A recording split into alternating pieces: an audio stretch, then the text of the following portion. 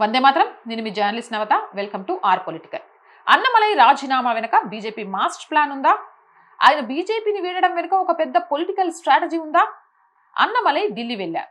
BJP అగ్రనాయకులతో సమావేశమయ్యారు.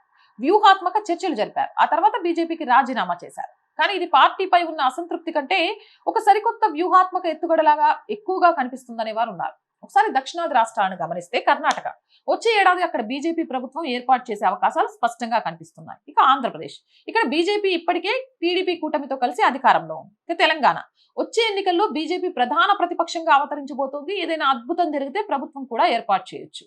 కేరళ, ఇక్కడ BJP vote bank వేగంగా పెరుగుతుంది. వచ్చే ఎన్నికల నాటికి ప్రభుత్వం ఏర్పాటు చేసే స్థాయికి చేరినా ఆశ్చర్యం లేదు. కానీ తమిళనాడు మాత్రం బీజేపీకి అత్యంత కష్టమైన రాష్ట్రం. అక్కడ రాబోయే 10 ఏళ్ల వరకు బీజేపీకి ఎలాంటి భవిష్యత్తు కనిపిస్తుందో లేదో ఒక ప్రశ్నార్థకం.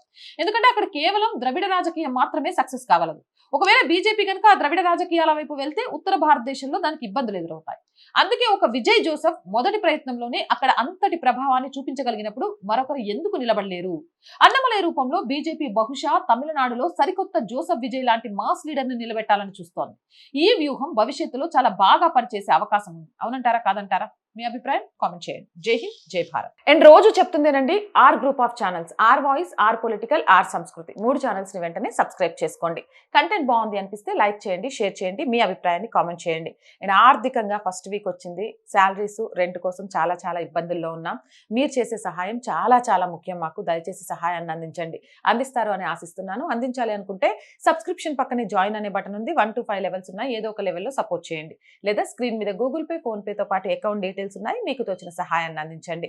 వ్యాపార ప్రకటనల కోసం 8328500576 నెంబర్ని సంప్రదించండి. జై హింద్, జై భారత్.